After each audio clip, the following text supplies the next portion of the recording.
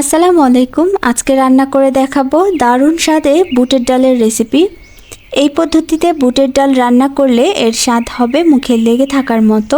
রুটি বা গরম ভাতের জন্য সেরা এই ছোলার ডাল রান্নার সহজ রেসিপিটি চলুন দেখে নেই। আধা কেজি পরিমাণ ছোলার ডাল আমি রাতে ভিজিয়ে রেখেছিলাম এবং সেগুলোকে ধুয়ে পরিষ্কার করে ঝরিয়ে নিয়েছি। দেখুন এখন ডালগুলো কত নরম হয়ে গেছে, এভাবে চাপ দিলে ভেঙে যাচ্ছে। এতে করে ডাল সেদ্ধ হতে বেশিক্ষণ সময় লাগবে না। আধা কেজি বুটের ডালের জন্য আমি এখানে 6 কাপ পরিমাণ পানি ব্যবহার করেছি। এখন দিয়ে দিচ্ছি পরিমাণ মতো লবণ, 2 চা চামচ দিয়েছি। লবণটা দিয়ে ঢাকনা দিয়ে ঢেকে এখন অপেক্ষা করছি ডালগুলো ফুটে আসা পর্যন্ত। ডালটা যখন এরকম টকবগিয়ে ফুটতে শুরু করবে তখন ঢাকনা দিয়ে ঢেকে চুলার আঁচটা একদম কমিয়ে দিয়ে তারপর এই ডালটাকে সেদ্ধ করে নিতে হবে। ডালটা সেদ্ধ হয়ে গেছে, আমি আপনাদেরকে দেখাচ্ছি। ডালটা কিন্তু গলে যায়নি, তবে পুরোপুরি একদম সুন্দরভাবে সেদ্ধ হয়েছে। এইভাবে একটা চামচে ডালটা নিয়ে এভাবে চেপে ধরলে দেখবেন ডালটা গলে যাচ্ছে। এখান থেকে আমি 2 চামচ ডাল উঠিয়ে নিচ্ছি একটু ঝোল সহ।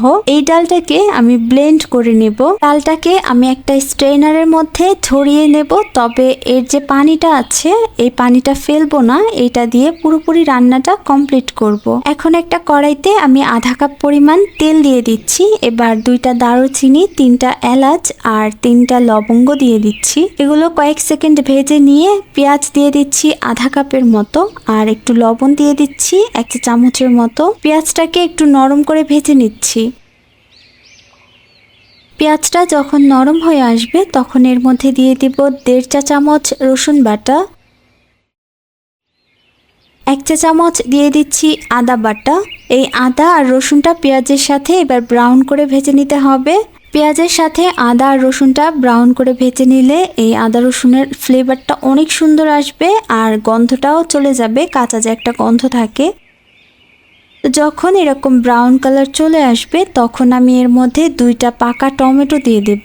টমেটোগুলো একদম ছোট ছোট করে কেটে নিয়েছি। এই টমেটোগুলোকে এবার পেঁয়াজের সাথে ভেজে নিতে হবে যতক্ষণ না টমেটোগুলো একটু গলে যাচ্ছে। এই যে দেখুন টমেটোগুলো গলে গিয়েছে। এই পর্যায়ে আমি আরেকটু পানি দিয়ে বাকি মশলাগুলো দিয়ে দিব। আধা চা চামচ দিয়ে দিচ্ছি ধনিয়া গুঁড়া, দিয়ে দিচ্ছি 1.5 চা চামচ জিরার গুঁড়া, আধা চা চামচ পরিমাণ গরম মশলার গুঁড়া দিয়ে দিলাম। এবার 1 চা চামচ হলুদের গুঁড়া দিয়ে দিলাম, 1 চা চামচ দিয়ে দিচ্ছি মরিচের গুঁড়া। এখন এই মশলাগুলোকে খুব ভালো করে একটু কষিয়ে নিতে হবে যতক্ষণ না মশলা থেকে তেলটা ভেসে উঠছে। মশলা থেকে যখন তেলটা আলাদা হয়ে যাবে বা ভেসে উঠবে তখন বুঝতে হবে আমাদের মশলাটা কষানো হয়ে গেছে। এই পর্যায়ে যে ডালটা ব্লেন্ড করে রেখেছিলাম সেটা দিয়ে দিচ্ছি। অল্প কিছু ডাল এভাবে ব্লেন্ড করে ব্যবহার করলে ডালটা অনেক ক্রিমি হয়, খেতে অনেক মজা লাগে। তো এই ডালটাকে আমি মশলার সাথে একটু কষিয়ে নিচ্ছি। 2-3 মিনিটের মতো ডালটা মশলার সাথে কষিয়ে নিয়ে ডালগুলো দিয়ে দিচ্ছি। এখন এই ডালটা মশলার সাথে একটু 2-1 মিনিটের মতো ভেজে নিয়েছি। এবার যে পানিটা আমরা আলাদা করে রেখেছিলাম সেই পানিটা দিয়ে দিব। এবার একটু নেড়েচেড়ে মিশিয়ে অপেক্ষা করব যতক্ষণ না ডালটা বলক চলে আসছে। ডালটা বলক চলে এসেছে আর এই পর্যায়ে দেখতে পাচ্ছেন ডালটা কিন্তু অনেকটা ক্রিমি হয়ে এসেছে। যেহেতু ডালটা আগে থেকেই সেদ্ধ করা তাই আর সময় নেব না, এখন ডালটা ফোড়ন দিয়ে নিচ্ছি। প্রথমেই তাওয়ার মধ্যে আমি 2 টেবিল চামচ তেল দিয়ে দিলাম আর 1 টেবিল চামচ ঘি দিয়ে দিলাম। এবার দিয়ে দিচ্ছি রসুন কুচি 2 টেবিল চামচের মতো আর 3টা শুকনো মরিচ দিয়ে দিলাম। কয়েকটা কাঁচামরিচ ছোট ছোট করে কেটে দিয়ে দিয়েছি। আমি যে তেলের সাথে একটু ঘি দিয়েছি এতে করে ডাল থেকে ঘিয়ের খুবই সুন্দর একটা ফ্লেভার বের হবে আর খেতে ভালো লাগবে। যখন সবগুলো উপকরণ ব্রাউন করে ভাজা হয়ে যাবে তখন আধা চা চামচ মরিচের গুঁড়া দিয়ে এগুলোকে আরেকটু ভেজে নেব। এবার ভাজা হয়ে গেলে সরাসরি ডালের মধ্যে ঢেলে দিচ্ছি। ডালটা ফোড়ন দেওয়া হয়ে গেছে, এখন একটু নেড়ে মিশিয়ে নিচ্ছি। শেষ পর্যায়ে দিয়ে দিচ্ছি কতগুলো ধনিয়া পাতা কুচি। আমাদের বুটের ডাল রান্না কিন্তু প্রায় শেষের দিকে চলে এসেছে। দেখুন কতটা সুন্দর হয়েছে, এটার পারফেক্ট কনসিস্টেন্সি আছে।